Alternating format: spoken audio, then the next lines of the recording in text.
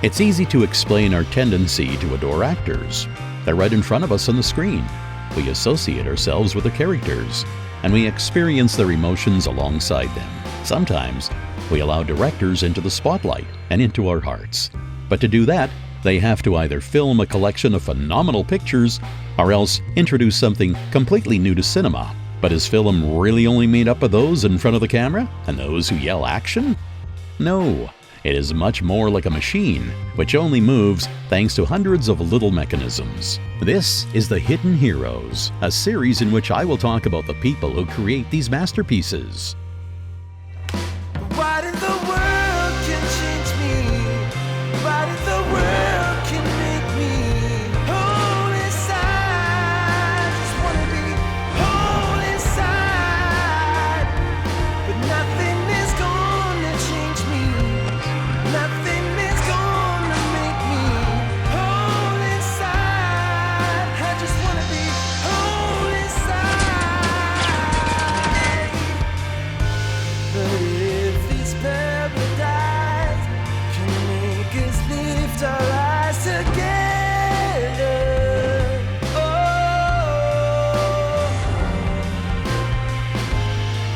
and we might see it slowly rise.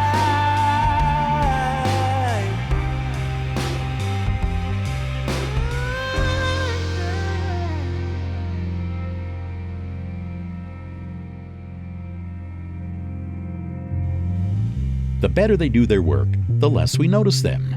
They are the closest colleagues of the directors, who impact our emotions, control our attention, and connect seemingly unconnectable things. Their contribution to the picture doesn't require more dithyrambs, but it's worth mentioning that in 33 years, not a single winner of an Oscar for Best Picture went without a nomination for Best Film Editing. In this episode, we'll discuss the film editors and the magic of cutting film.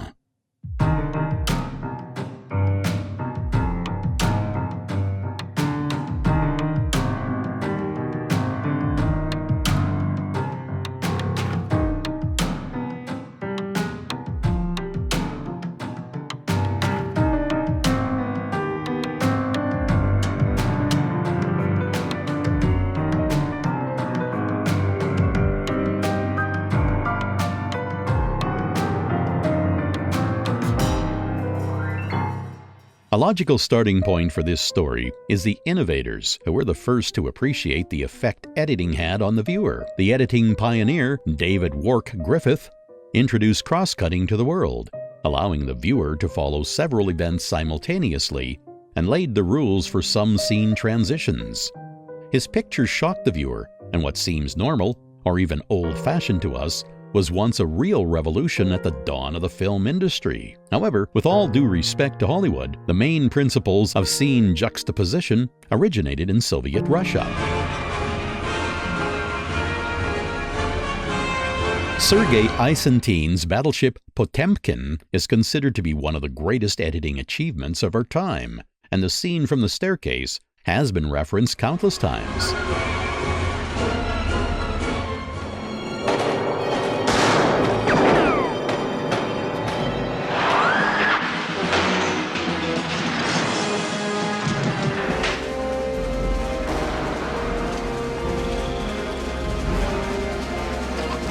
Eisenstein's influence on cinematography inserted Russian pioneers and innovators into the collective history of film. However, his developments are based on the work of two very important scholars of the art of editing. Kushelov's geographic experiment and the Kushelov effect are textbook explanations of the mechanics and the functions of cutting film. In the first, Lev Kushelov proved the necessity of purposefully organizing the montage of the actor's movements in each frame, which convinces the viewer that the effects on the screen are occurring seamlessly. The Kushelov effect states that the contents of a following frame can completely change the purpose of the frame before it. These discoveries molded the understanding of the power of montage and methods used to achieve the desired viewer reaction. The fact that it is Kushelov's is a coincidence, but the effect is a necessity. The second, though no less important representative of Soviet cinema pioneers is the Ziga Vertov. At the beginning of the 20th century, Dede and his wife, Elizabeth, created a series of remarkable documentaries, basically out of their living room. Special honor is reserved for Man with a Movie Camera.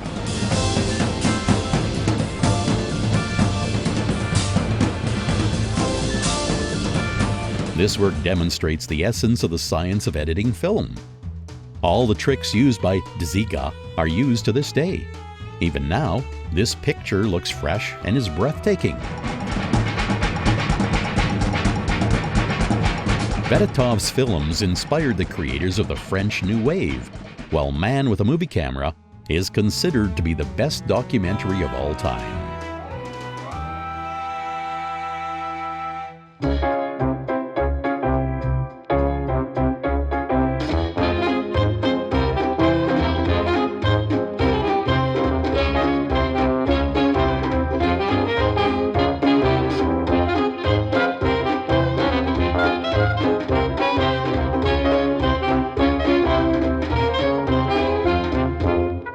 Margaret Booth is the Grey Cardinal of Hollywood's golden era. Her filmography doesn't include works that challenged the imagination or changed the film industry, but her influence and impact on cinematography are hard to fully fathom.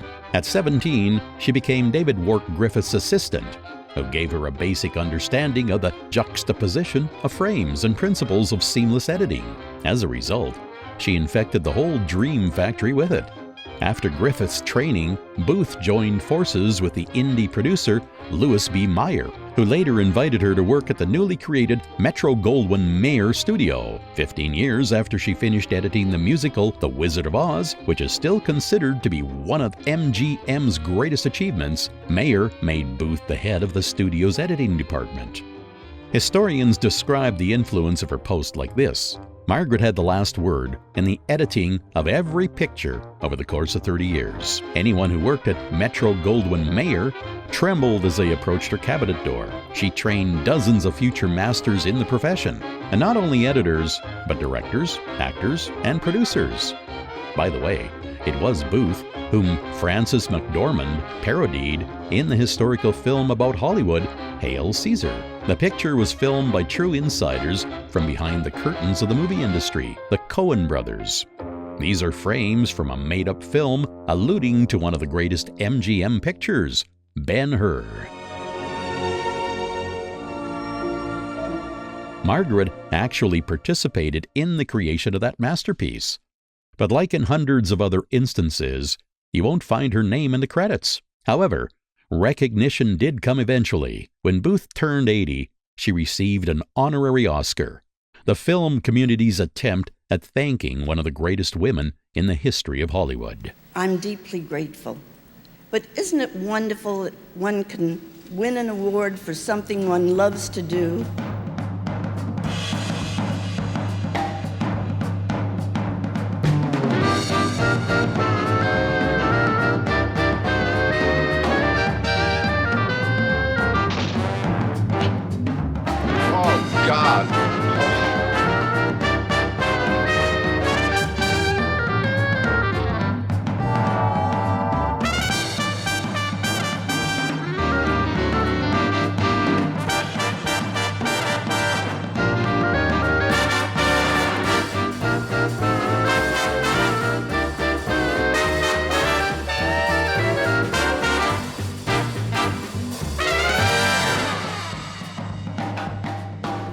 Following Margaret Booth at her dedicated work on behalf of MGM, let's remember her competition.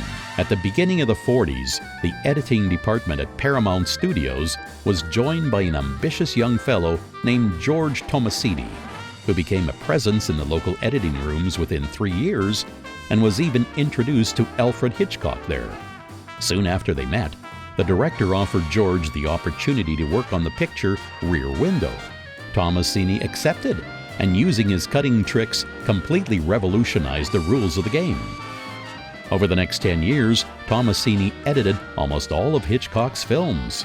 His work on the movies Vertigo, North by Northwest, The Birds, and of course, Psycho mesmerized the world. The sequence in the bathroom became the greatest horror scene of the 20th century.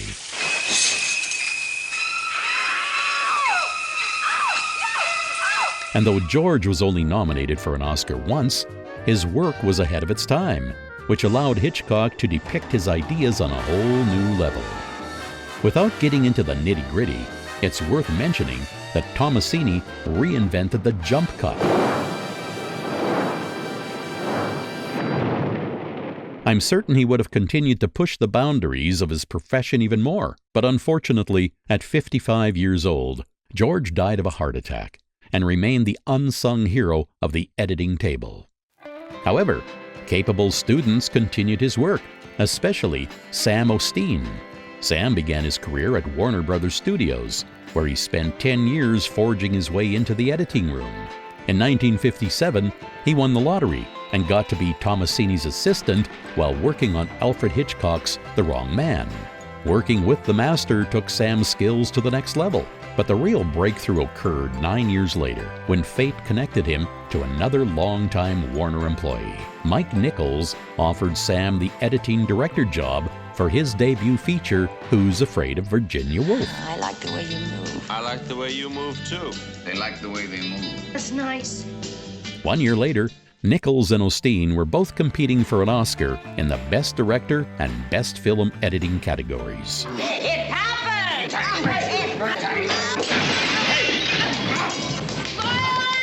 This was the beginning of a 30-year collaboration and the creation of dozens of phenomenal films.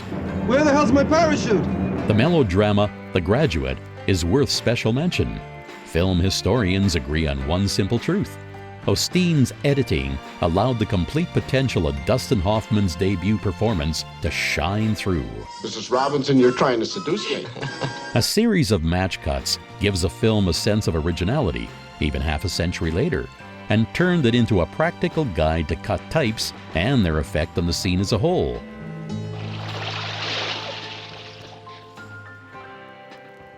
Ben, what are you doing? Osteen's work on Roman Polanski's films is also worthy of our attention. He edited the films Rosemary's Baby, Chinatown,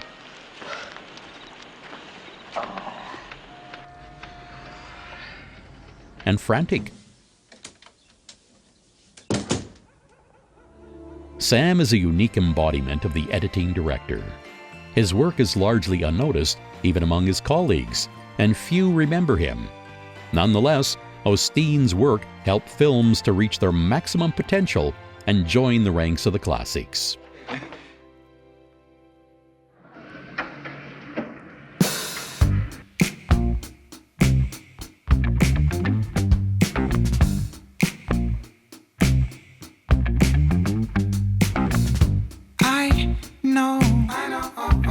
I just met you, but you look, oh girl, you blow my mind. I know what I would like to do, but we just keep on talking. Lights, camera, action!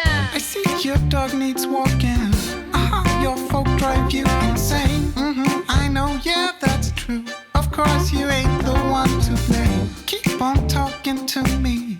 You keep on telling me your dreams. You keep on talking to me. But I just wanna see you move. The innovations of Tomasini and Osteen were mild and gradual. They sometimes used unusual tricks, but still followed the Hollywood guidelines. But at the end of the 50s, on another continent, a group of young, ambitious cinephiles appeared, who broke every single rule. Of course, we're referring to the French New Wave and its brightest stars, Jean-Luc Godard and François Truffaut. This might be a revelation, but they did not sit at the editing tables all by themselves. Agnes Guillemot and Cécile de Cougy were the faithful companions of La Nouvelle Vague.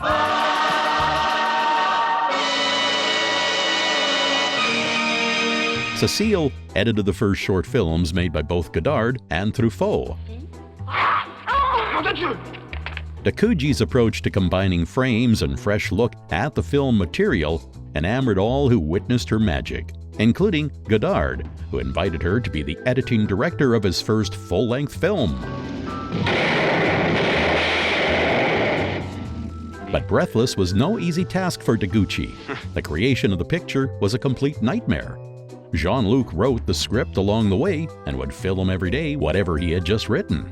He stopped filming only when he ran out of ideas. This approach turned the film crew and the actors against him.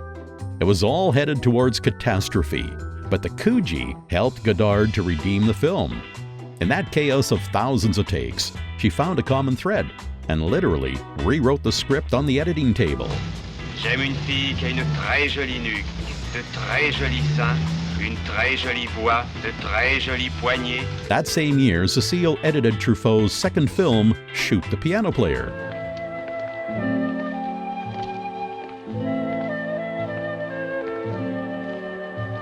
This amazing woman stood on the brink of glory, just like her famous colleagues. But at this crucial moment in her career, she was torn away from cinematography. Besides film, Cécile had a passion for social activism and was fighting for the liberation of Algiers. She joined a radical organization, and because of a protest, was put in jail 2 years later. The Kujis resumed her editing career only 10 years later when she became the irreplaceable helper of another director of La Nouvelle Vague, Eric Rohmer. Agnes Guillemot likewise was introduced to a member of the New Wave at the beginning of her artistic journey. Having befriended Godard, she got the opportunity to edit his second full-length film, La Petite Soldate. La photographie, c'est la vérité. Et le cinéma, c'est 24 fois la vérité par seconde. The result was a 10-year-long partnership. Guillemot worked with the director on his greatest pictures. But at the end of the 60s, the duet broke up. Godard maintained that he could easily edit his own films by himself, to which Agnes replied, "Of course, after working with me for so long." In the 70s, Agnes worked on 3 of Truffaut's films.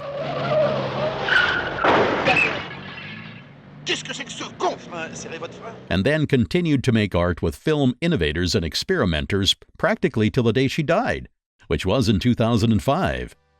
Agnes Guillemot and Cécile Deguchi are hidden figures who, without expecting any thanks, contributed to the way we see film today.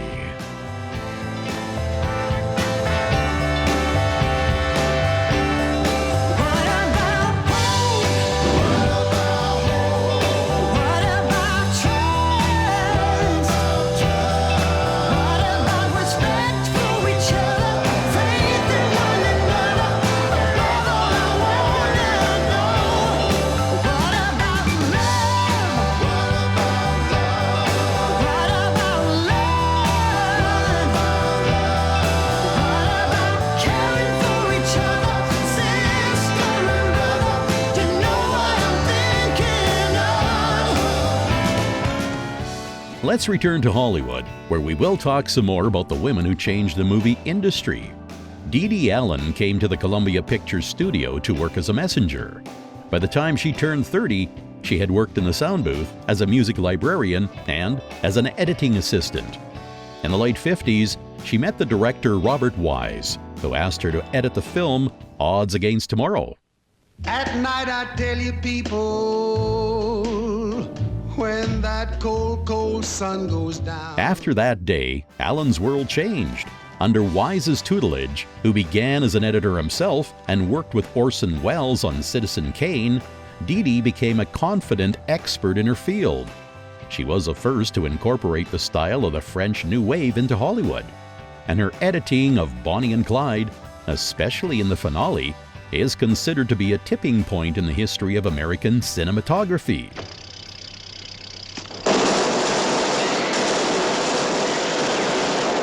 A lion's share of the success of this, now classic, is due to the bold and unusual editing methods used by Allen. Our next project's with Sidney Lumet, Serpico. And Dog Day Afternoon placed her in the ranks of the best film editors ever. Don't say!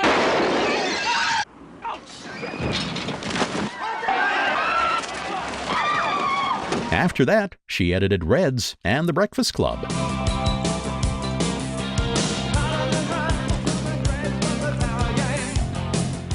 These movies got Allen 2 Oscar nominations. Even in the 21st century, she worked on John Q and The Final Cut. The genius of the latter is hidden in the plot. When a world-famous editing legend works on a film that explores the fantastical future of that very profession, it makes you rethink the whole movie. It is not our place to see through other people's eyes. That is for God, and God alone.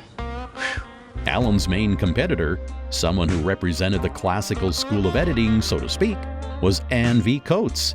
Anne also worked with Sidney Lumet, editing the picture Murder on the Orient Express.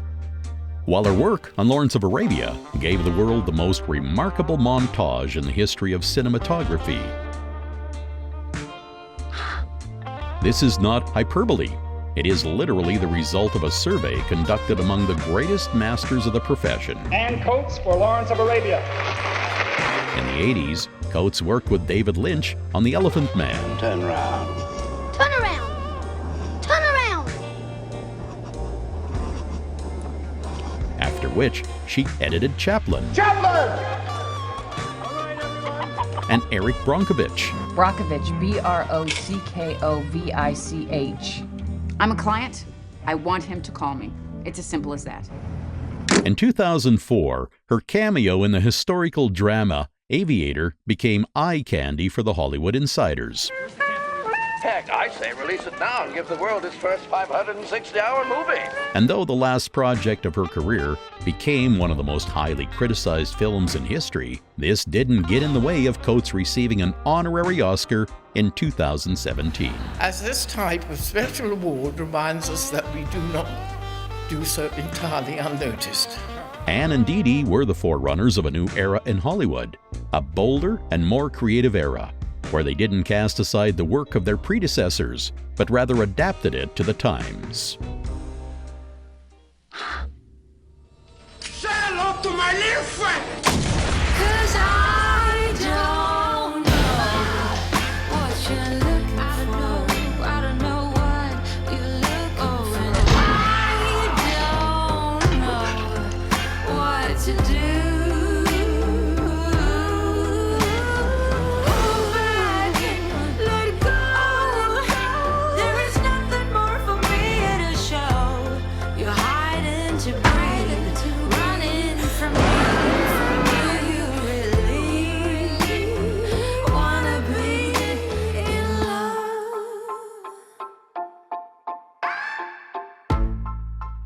The impact of these women was not limited to their careers only. They also raised up a new generation of editors. Ray Lovejoy was Anne B. Coates' student, and Gerald B. Greenberg was Dede Allen's assistant. Let's take a closer look at their biographies. Ray helped Coates during the creation of The Horse's Mouth and Lawrence of Arabia. After that training, he became Anthony Harvey's main assistant, who was an associate and editor of Stanley Kubrick. Anthony and Ray worked on Dr. Strangelove, after which Harvey decided to try directing his own films, and Kubrick invited Lovejoy to take his place. The first picture where Ray was the editing director was 2001, A Space Odyssey. Well, I'm not so sure what he'd think about it. Thanks to the attentive guidance of the director, who had edited his own first films, Ray's potential began to blossom. Their next collaboration was released 12 years later. During that time, Lovejoy was not able to create something worthy of a debut, but The Shining was worth waiting for. Here's Johnny! It seemed like his career only blossomed in the presence of Stanley Kubrick. However, Ray put these speculations to rest when he worked with Peter Yates and edited one of the most expensive films of the time, the fantasy action Crawl. In 1985, Ray and James Cameron worked on one of the most successful sequels in history. Movement! What's the position? Aliens received 7 Oscar nominations, including one for film editing. It's worth mentioning that another fantasy film, Tim Burton's Batman, clearly bore Lovejoy's signature.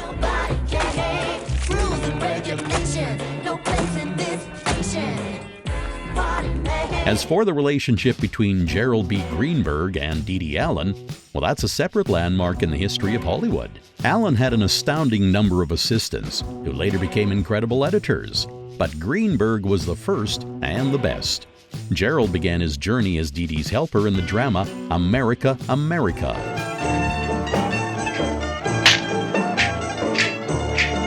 Then he worked on Bonnie and Clyde, and in 1968, he decided to fly solo. After just 3 years, he received an Oscar for his work on the movie The French Connection. Besides its many awards, the film is 10th in a list of the 75 films with the best editing, as chosen by the greatest professionals in the field.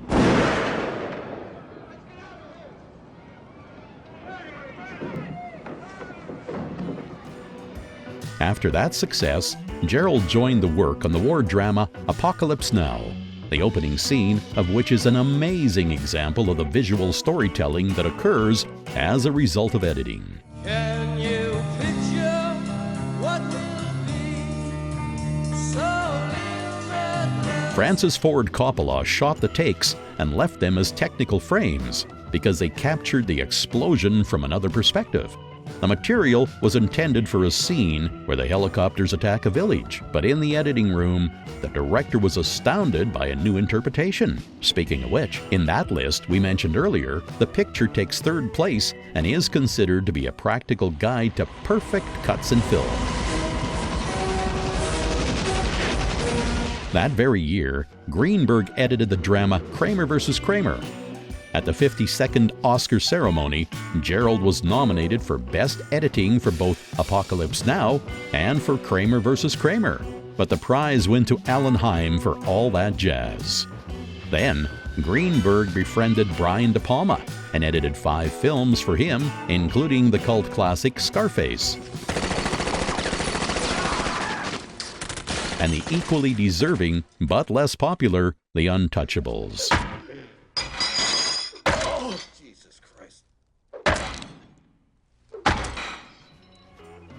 Gerald's later work shouldn't be ignored either, especially Awakenings and American History X.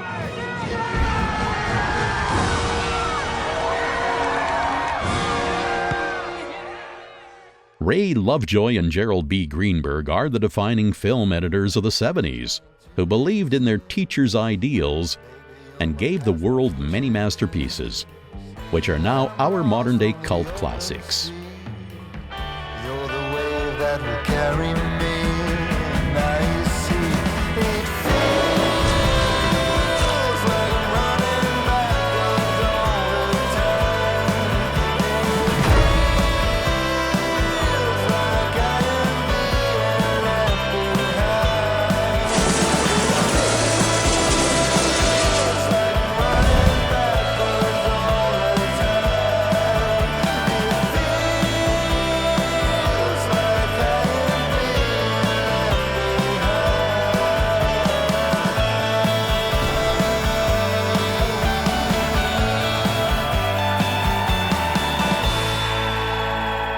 The artistic journey of Paul Hirsch is similar to that of Agnes Guillemot and Cécile Deguchis, because in the early 70s, the USA had its own new wave, where Godard and Truffaut were replaced by De Palma, Lucas, Spielberg, and Coppola. Hirsch lived in New York and made a living editing trailers. At the end of the 60s, he met the young and ambitious Brian De Palma, who gave Hirsch the idea of making a feature film. In 1970, the drama Hi Mom came into being, which showcased the young and then unknown Robert De Niro. Because I think I can play a cop. Sure, I know I can. Oh my goddamn door! Ain't gonna have any perverts here.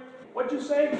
The picture was unlike anything the American viewer had previously seen, not only because of the style and the screenplay, but because of a new approach to editing bereft of cliches and the influence of its predecessors. You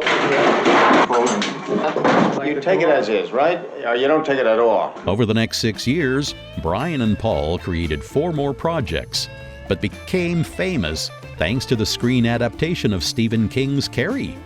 It had a budget of $1 million, but made $33 million at the box office.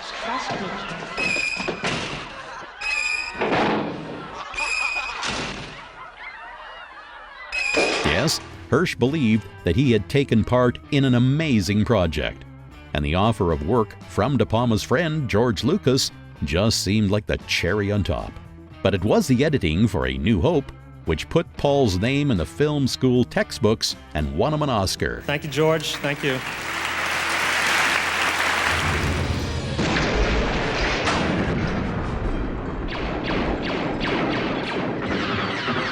And a quarter of a century later, the world found out the truth. Paul almost single-handedly saved Star Wars from an unimaginable fiasco. The first version of the picture was a total catastrophe. He threw out dozens of scenes, switched the placement of some, and mercilessly cut others out completely. Thanks to this work, he saved the greatest franchise in history.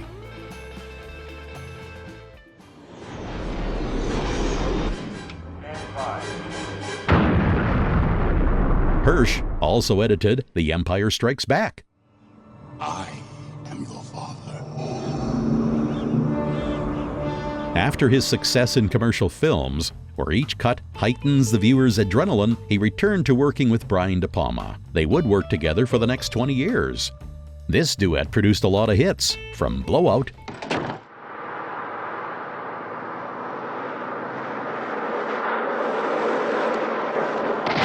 to Mission Impossible.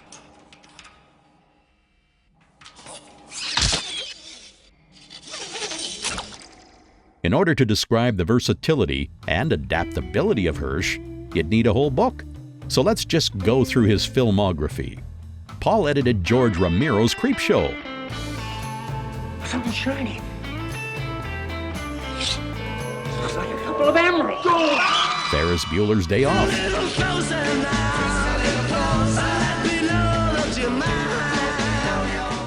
Enough.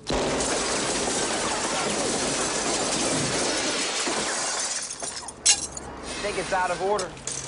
Ray.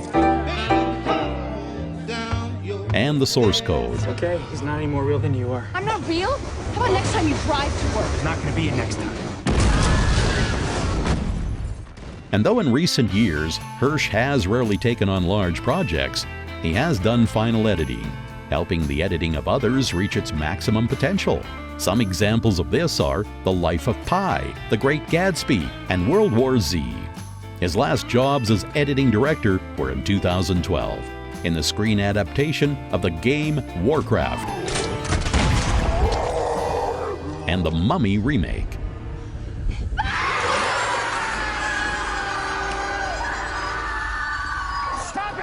Paul Hirsch is an influential member of the profession, whose skill is squeezing the last drop out of every blockbuster is legendary even today. Explore every bend of the road together.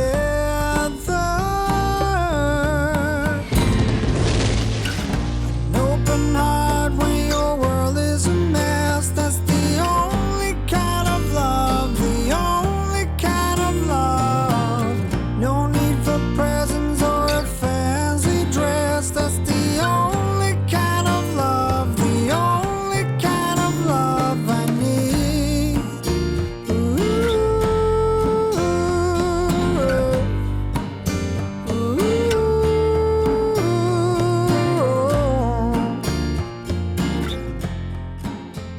Another representative of the American New Wave, or, as it's sometimes known, the film school generation, is Walter Murch. The best phrase that describes Murch's talents is a one-man band. His creative journey started with a sound editing position at the WRVR radio station in the early 1960s, where among other things, he helped record the first live performance of 20-year-old Bob Dylan. 5 years later, at the USC Film School, Walter met George Lucas, a young and ambitious film lover. Together with Lucas, they hung around the studios and tried to befriend anyone connected to the film industry. 2 years later, the young and promising director Francis Ford Coppola gave the two a chance. They worked on The Rain People, George as a production aide and Walter as a sound editor. Lucas's biography from that point is well known, but Murch also reached amazing heights. He worked on the sound for Lucas's first two films, after which he reunited with Coppola. He was nominated for an Oscar for Best Sound Editing for the movie The Conversation.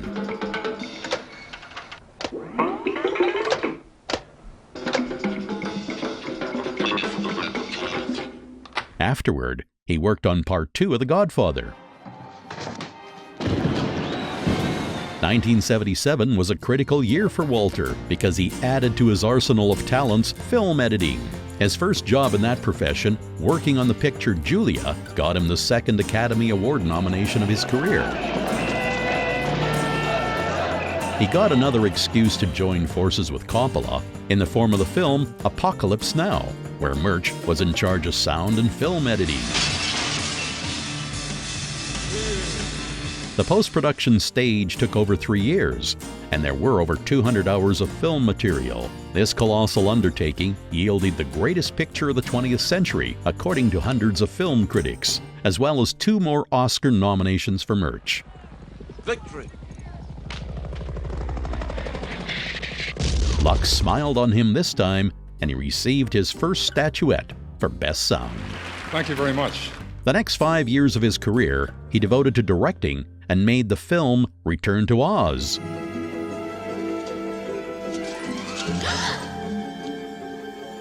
What do you think? The picture didn't flop, but it also didn't do justice to Murch's genius. When Murch returned to editing, recognition was not long in coming. Hold on.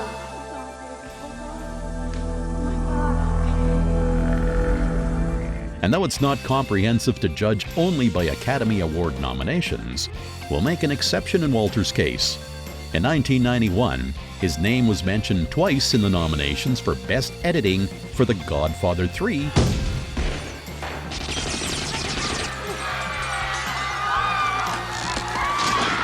and Ghost. Sam Wheat, say it! Talk to me, Automate. Say something. What are you? Sam Wheat! 5 years later, Murch published a book called In the Blink of an Eye, which immediately became a must-have for any editor and was a starting point for the careers of thousands of film editors. But that's not all. In 1997, for his work on The English Patient, he became the first winner of an Oscar for digital editing. And also, the only one who received an Oscar for Best Sound and Best Film Editing. He also worked on a film underappreciated by the Academy, The Talented Mr. Ripley.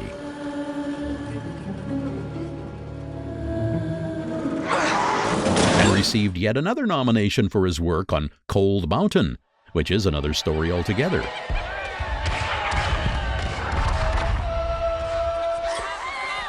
It was like the editing of that picture was a dig at big-budget films. In a time of exorbitantly expensive post-production and software to support it, Murch edited the huge Hollywood film using only Final Cut, valued at $1,000. So there's Anthony saying action, and they start to come forward. We could begin it anywhere in here, but see, there now somebody falls right here. And yes, he has only taken on one big project in the last 5 years, Tomorrowland, A World Beyond. The pen. I've never... But his impact on the film industry is immeasurable. Anyone planning on creating a montage of 2 frames or more should definitely read his book.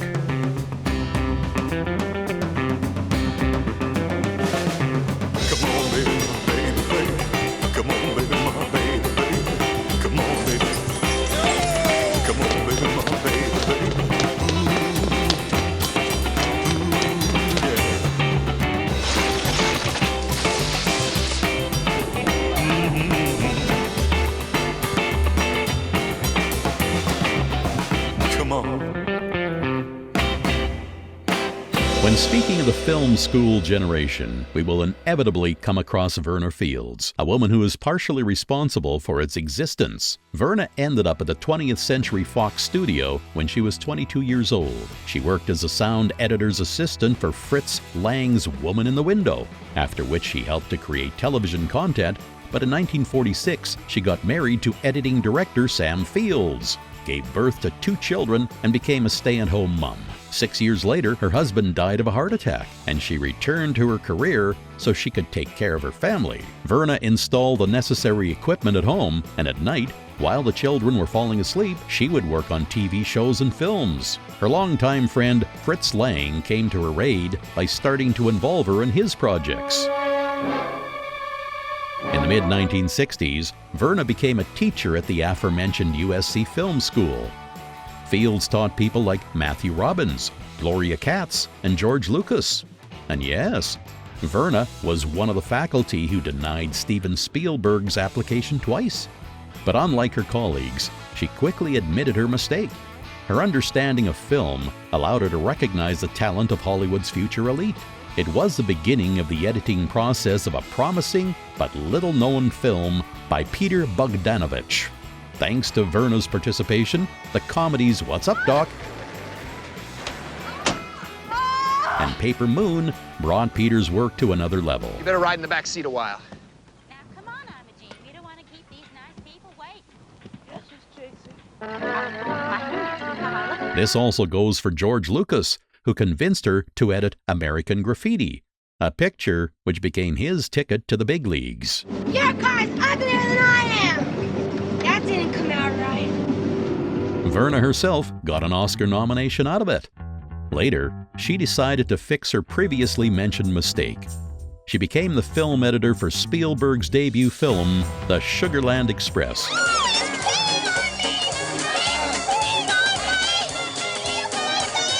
Y'all take this thing, okay? Which paved the way for him to sign a contract with Universal and film the horror movie Jaws. Speaking of that picture, besides the ridiculous box office success and it being the start of Spielberg's incredible career, this movie was largely responsible for founding the summer blockbuster genre. I can go slow ahead. Come on down and chum some of this shit. Fields, in turn, became the most famous female director of editing. She received every possible award for that film, from the American Cinema Editors Eddie Award to an Academy Award, and went down in history. The impact of the editing done in Jaws on the film industry has been a subject of discussion for 45 years. Critics believe that her work changed the approach to similar scenes in editing the way that it hasn't been changed since the times of George Tomasini and Psycho.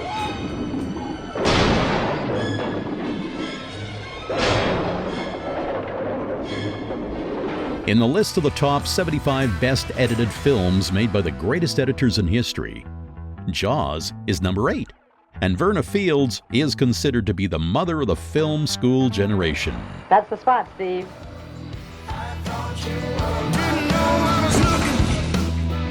But I must have been, 'cause you got me cooking, my mind to feel.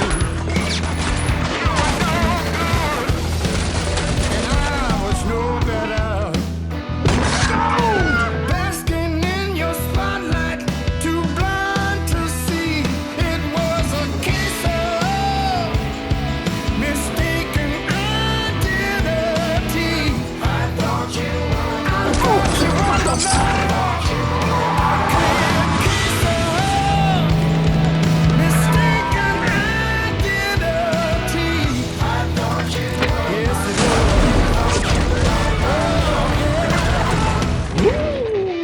That's a bingo.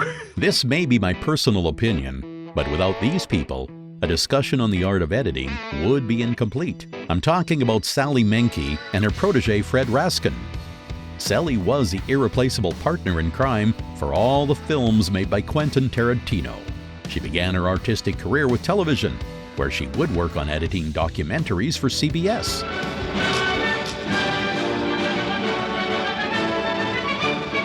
Her first well-known job in the industry was a screen adaptation of the Ninja Turtles.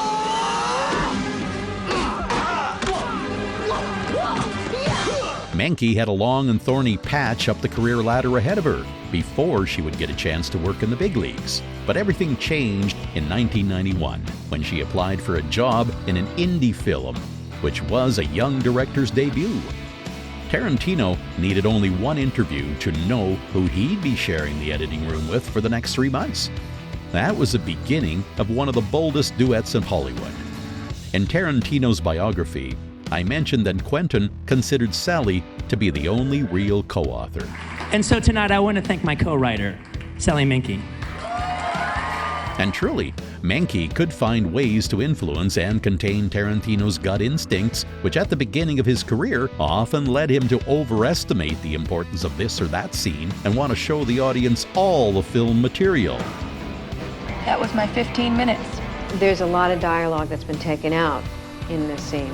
I actually lobbied pretty hard to take out even more dialogue. She was nominated twice for an Oscar, thanks to Pulp Fiction and Inglourious Basterds. We all come here to see if you want to go pro.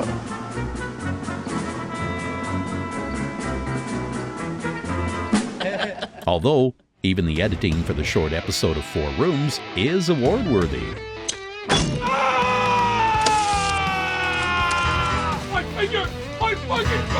Besides working with Quentin, she also took part in films directed by Ole Bornedal and Oliver Stone. Speak angry words now, or blood and thunder words. She's a bitch. What do you want me to say? After her unexpected death, Tarantino's partner became Sally's student, Fred Raskin, who helped her edit the Kill Bill trilogy.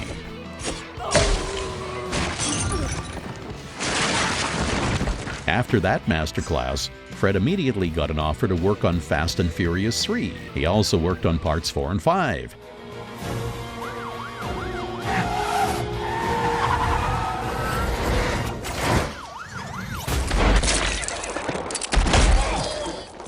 Django Unchained was the beginning of his collaborations with Quentin, after which the director asked Fred to edit Hateful Eight as well.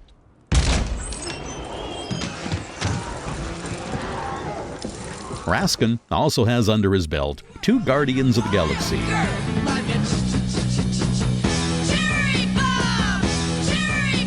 Bone Tomahawk and Quentin's newest film, Once Upon a Time in Hollywood.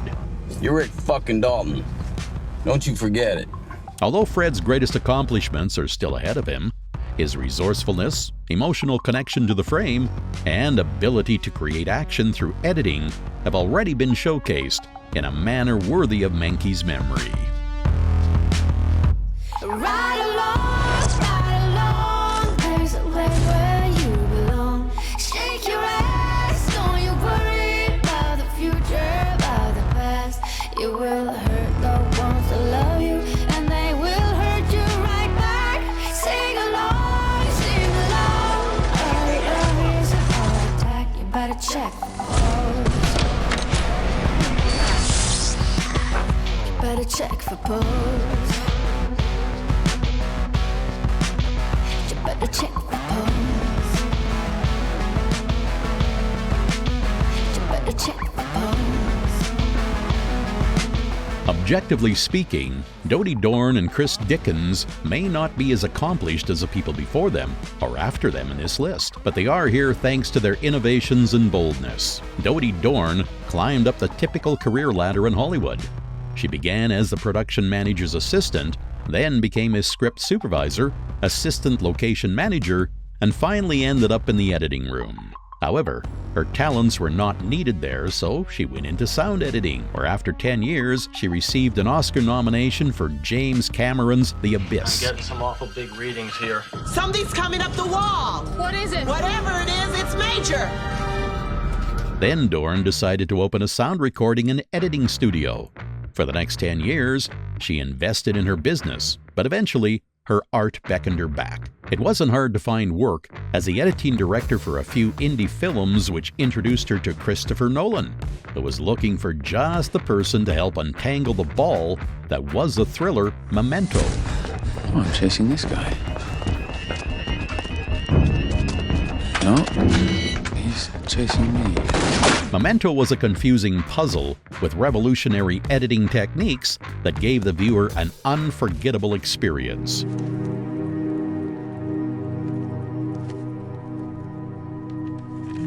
The picture received a well-deserved nomination from the Academy, and it continues to influence filmmaking to this day. In the list of the top 75 best edited films, Memento is number 14. This is the highest-ranking 21st century film on the list. Having continued to work with Nolan on Insomnia, Dede affirmed her professionalism, which led to contracts with Ridley Scott, Baz Luhrmann, and David Ayer. Yes, besides Kingdom of Heaven and Matchstick Men. Come on, Roy, come on, really, man. 1, 2, 3. Come on. Take your shoes off. It's worth mentioning her editing of the film's Fury and End to Watch.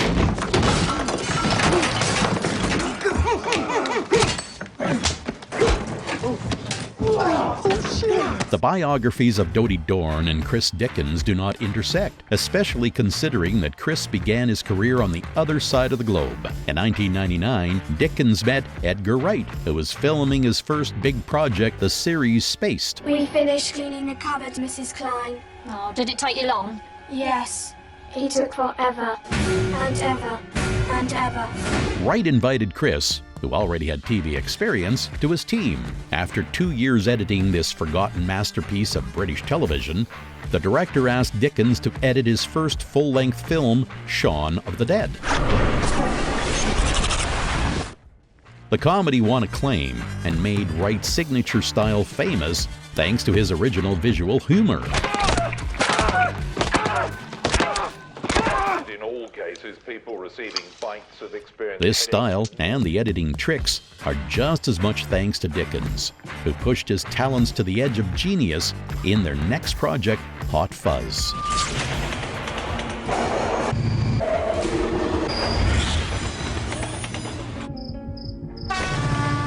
Two years later, Dickens achieved worldwide fame when he stitched together Danny Boyle's complicated picture, Slumdog Millionaire. Hammer luck, some days they suck. When we live for the buck, we get for the family.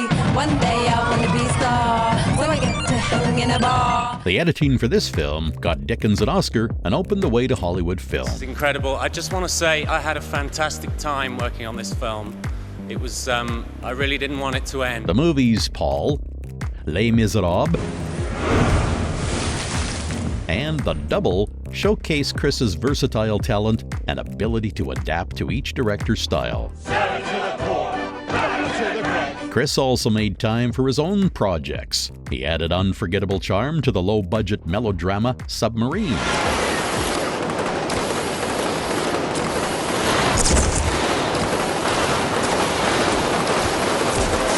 In 2019, Chris continued his work in England, where he edited a biopic about Elton John, the musical Rocket Man.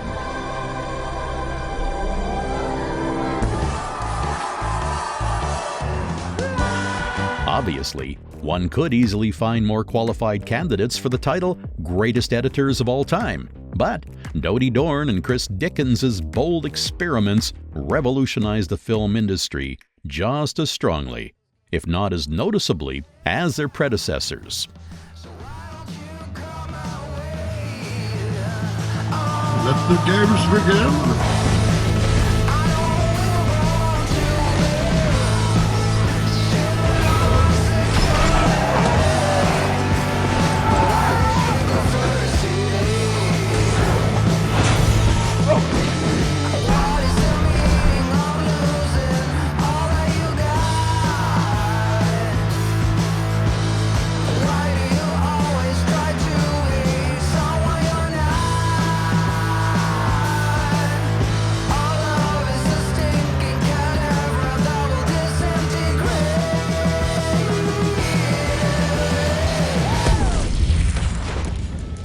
Before we get to the finalists, let's remember the three masters whose names have to be on the list. We'll begin with Peter Scalia, whose career began thanks to Andrei Konchalovsky.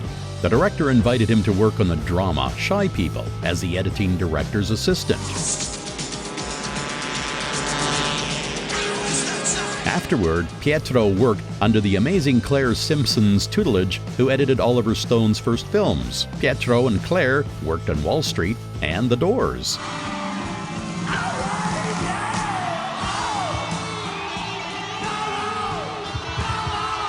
During that time, Scalia so impressed Stone that the latter asked him to join Joe Hutching to edit the movie JFK as a full-fledged team member. Frame 238. the fourth shot. It misses Kennedy and takes Tommy in the back. This is the shot that proves there were two rifles. A year later, Pietro and Joe won an Oscar. Basically, his first movie working as an editor brought Pietro the highest honor in the film industry. Making a movie with Oliver Stone is like going to battle, and JFK was a battle that we all won. Also, JFK is in 9th place in the aforementioned list. As time went on, his talent became coveted by the most sophisticated of cinephiles. A 20-year collaboration with Ridley Scott, which continues to this day, brought him an Oscar nomination for Gladiator.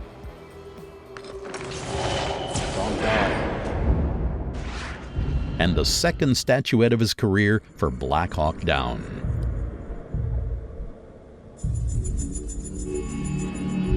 Scalia even worked on a few of Bernardo Bertolucci's films such as Little Buddha and Stealing Beauty.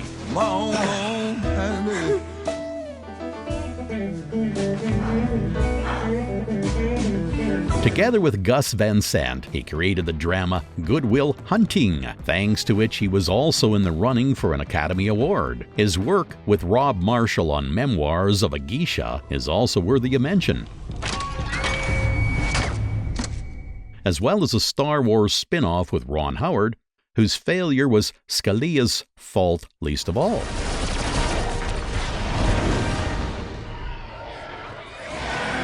Much like the Pietro Scalia-Ridley Scott tandem, in 2005, Lee Smith and Christopher Nolan joined forces. By then, Lee was already a prominent figure in the film industry. First of all, like many on this list, he had already made a name in sound editing, having worked on the pictures Lorenzo's Oil and The Piano. While working with audio, he simultaneously began learning film editing. In the thriller Fearless and the drama The Truman Show, Lee was a sound designer and assistant to the editing director. Morning!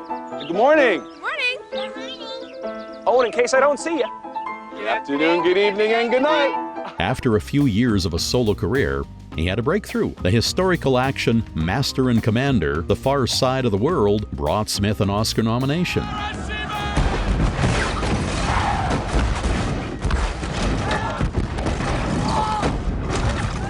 Then followed the next 7 films by Nolan, among which the Academy preferred the war drama Dunkirk the best, and for which Smith won an Oscar.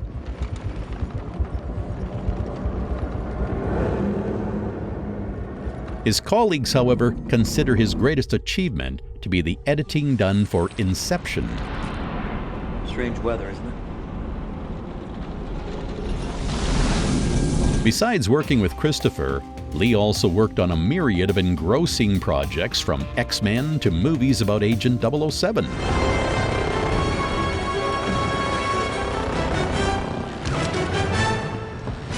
The last of this trio is probably the most versatile editor in the profession in the 21st century. Stephen Mirioni got on Hollywood's radar when he began to edit the pictures of the young USC alumni Doug Liman. The screenplay and the editing of the comedy Go got the attention of the Los Angeles beau monde.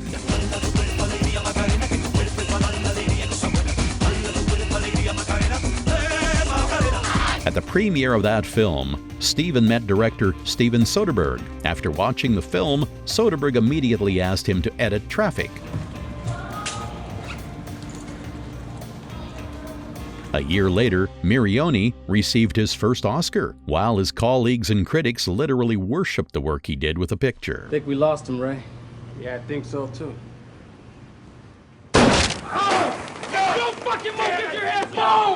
This success united the Stevens, and they continued to work together for 5 more films. The most popular among them was a trilogy about the Friends of Frank Ocean. Casino security has an eye and an ear on everything, so we want an eye and an ear on them. Livingston? Well, it's not the least accessible system I've seen, but it's close. Stevens' skills impressed Alejandro Gonzalez Inarritu as well, who hired him to edit 21 Grams. Having worked with Mirioni once, Alejandro never again entrusted the editing of his films to anyone else. The tandem with Inarritu brought Steven 2 more Oscar nominations for Babel and The Reverend.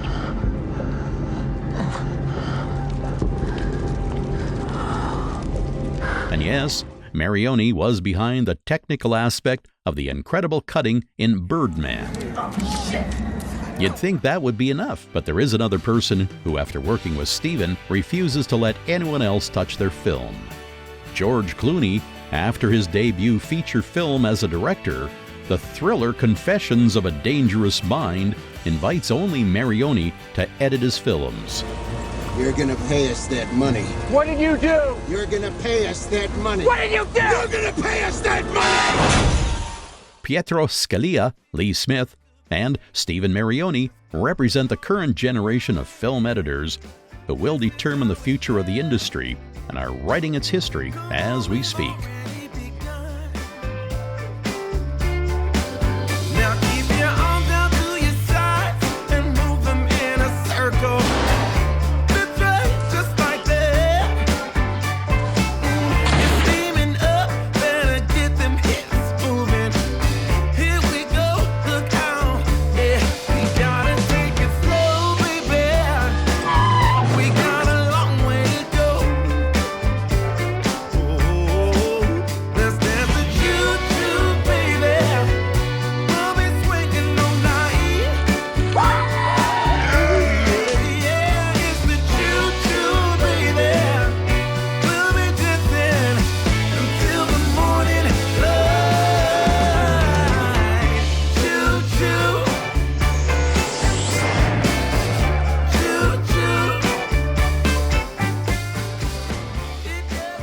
In third place, we have the most successful film editing dynasty. Arthur Schmidt and Arthur P. Schmidt have probably edited more than half of Hollywood's classics between them. Arthur P. Schmidt began his career by editing B-movies for RKO Pictures, the last established studio from the classic era of Hollywood's film industry. By the way, at the end of the 40s, RKO was bought and ruined by the eccentric millionaire Howard Hughes. I'm sorry, Howard. I truly am. However, Arthur Sr. was gone way before then and joined the ranks of Paramount.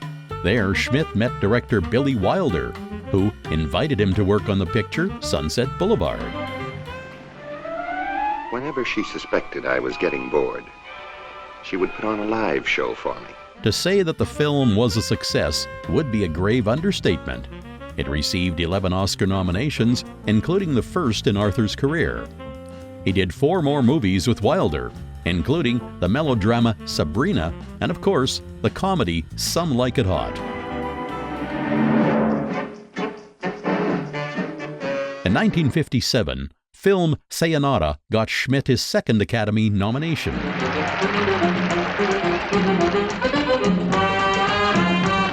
But unfortunately, he never won, though he was able to raise up an heir. Back during the creation of Sunset Boulevard, Schmidt would consistently bring his 15-year-old son to the editing room, where Arthur Jr. fell head over heels in love with film. Following his father's footsteps, 20 years later, the son began his film career, editing B-movies.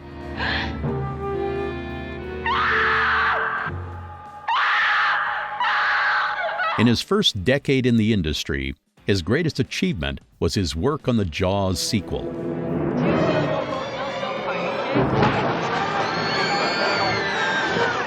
But Arthur Jr.'s life changed when he was introduced to the talented director Michael Mann and edited his first feature film.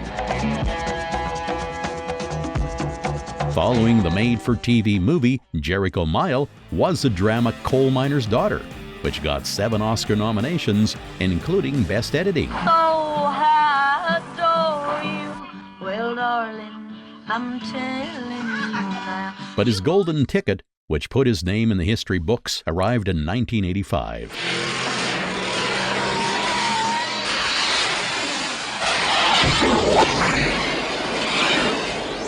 The collaboration with Robert Zemeckis to edit the cult trilogy Back to the Future earned him the appreciation of his colleagues around the world.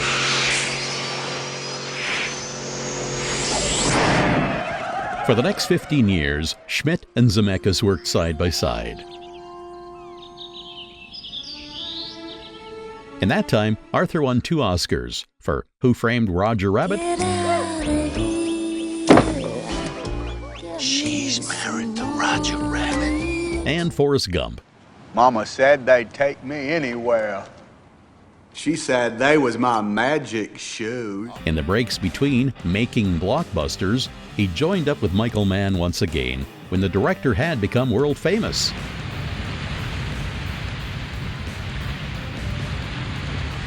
He was able to edit The Last of the Mohicans with the help of Dov Honig, another master editor.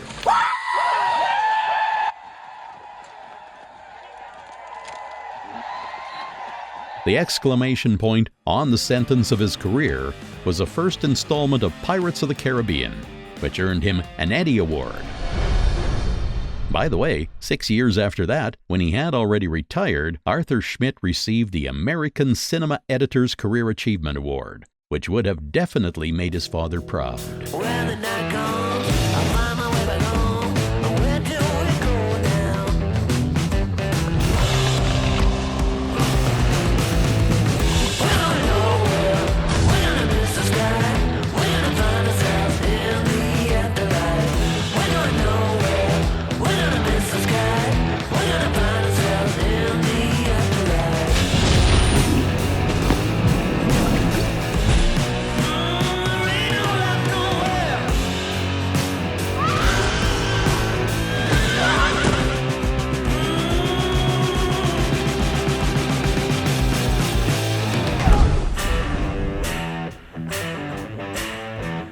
There is no need to go on and on about Michael Kahn. His film career began more than 50 years ago and shows no sign of slowing down. Michael honed his editing skills working on pictures which probably wouldn't interest even the keenest viewers. But in 1977, he met Steven Spielberg. After the success of Jaws and the excellence of Werner Fields, Steven was looking for a special editing director for his next picture. And though it would have been hard to detect Michael's amazing potential from his work, somehow, magically, Spielberg saw it. Michael edited Close Encounters of the Third Kind. This is as close to the disaster as we've been allowed to get. Well, it is due to a strong prevailing north-south wind. And was immediately nominated for an Oscar. 3 years later, he celebrated a victory when he received a statuette for the editing on Indiana Jones, Raiders of the Lost Ark.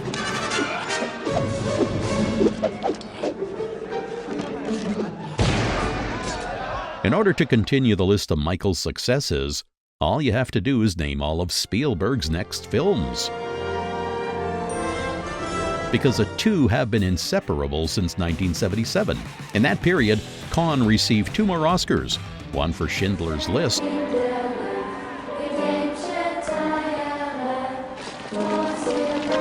and one for Saving Private Ryan.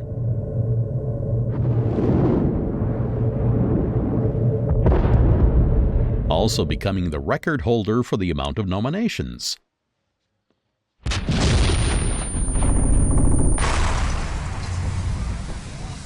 Steven also remembers that it was thanks to this camaraderie that he was able to continue to make such hits over the course of the years. Because in the editing process, Kahn would show the picture in dozens of different ways, changing its rhythm, style, and sometimes the very plot. No!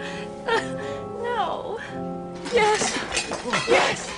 Yes. Another interesting detail is that until the animated film The Adventures of Rin Tin Tin, Kahn edited every film on the outdated Moviola, which most filmmakers stopped using in the early 90s. George Lucas, when describing Kahn's skill, commented, "Michael Kahn can cut faster on a Moviola than anybody can cut on an Avid." The 3D animation forced them to transfer to modern digital technology, and now one can only imagine the speeds at which Kahn works.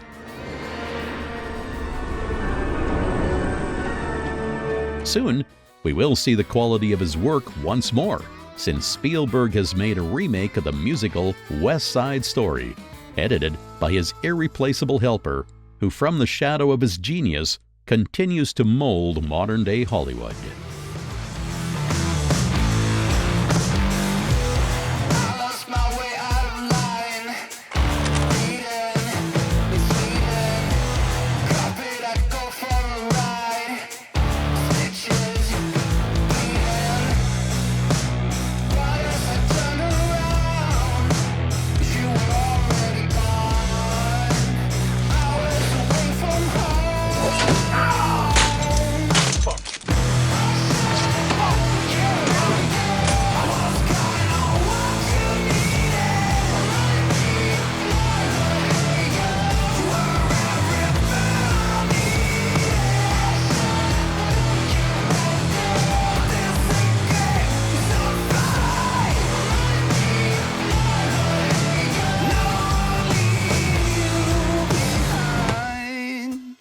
And finally, first place. Yes, this name is no secret for any cinema fan, because it should be in any list even remotely connected to film editing. Thelma Schoonmaker. We won't go straight to her awards, but we'll travel to the year she was born, because her life is like a screenplay for a charming biopic. Thelma was born in Algiers. Her American parents worked for an oil drilling company and moved all over the planet. Because of this, Thelma spent her childhood traveling to the most exotic places from the Middle East to Aruba. The family returned to the USA when she turned 15. A year later, Schoonmaker got into Cornell, where she studied politics and Russian language.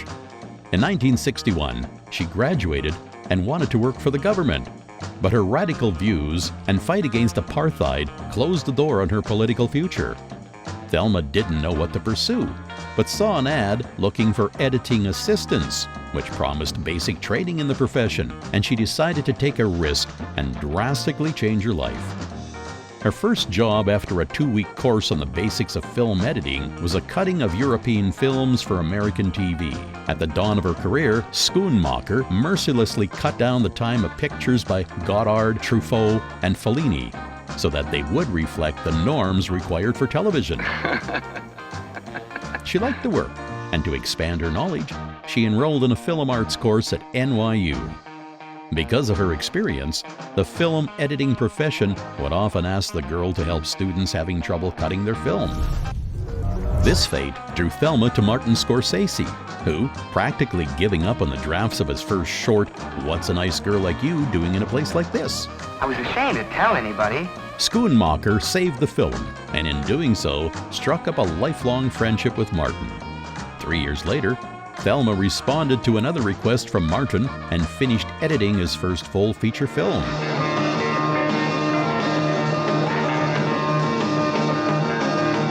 Who knows? If she had refused, maybe Scorsese would have ruined that film too. Meeting Michael Wadley was another critical moment during her studies at NYU.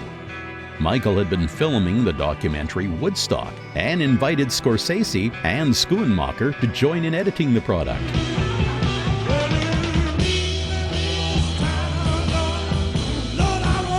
The friends had to edit over 1,000 hours of material. This titanic job became one of 2 non-fiction pictures in history to ever be nominated for an Oscar.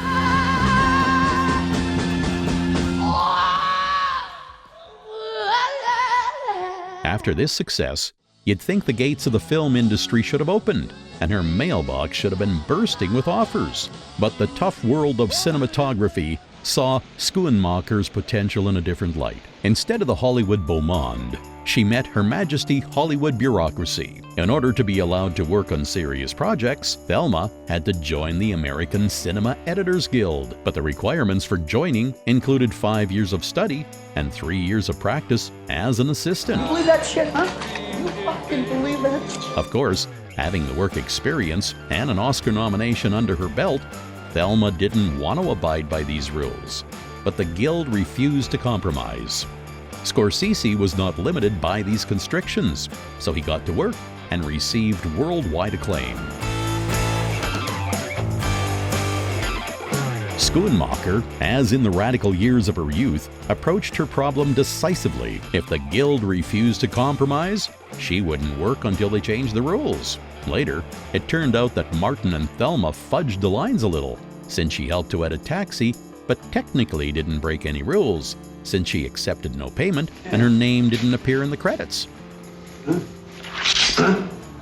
She had to wait 10 years for a time when Martin could get a team of lawyers to literally win her membership in the closed club. I believe it's been in the papers. Scorsese immediately offered her the official title of editing director for the sports drama Raging Bull, and Schoonmaker, of course, accepted.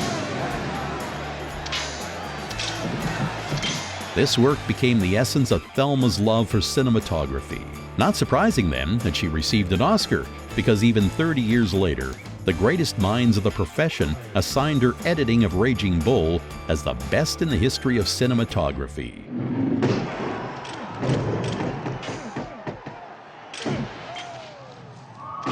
The rest is written on the hearts of audiences across the globe. Thelma and Martin are an inseparable duet. Their work was nominated 5 more times for an Oscar and won twice.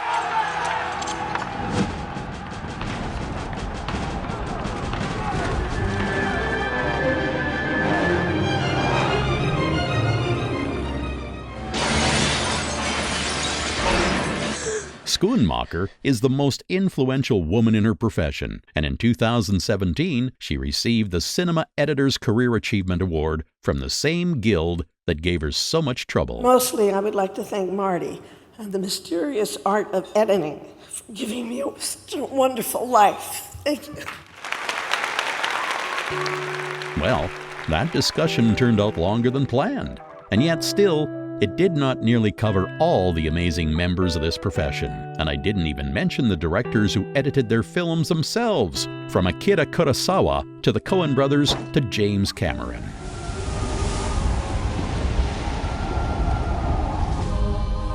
Or the incredible experience of Margaret Sicksel. George Miller's wife worked on the one and only action movie of her career and created possibly the best example of film editing in the 21st century.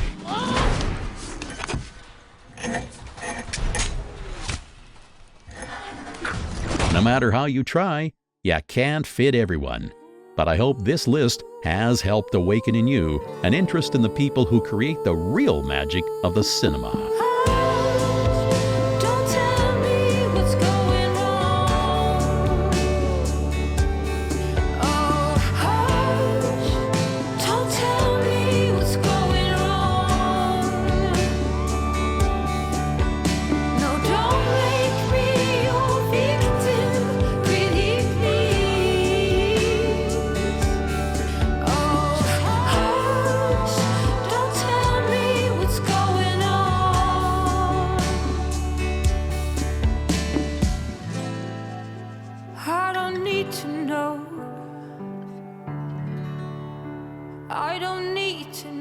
Cut. Print. Let's go eat.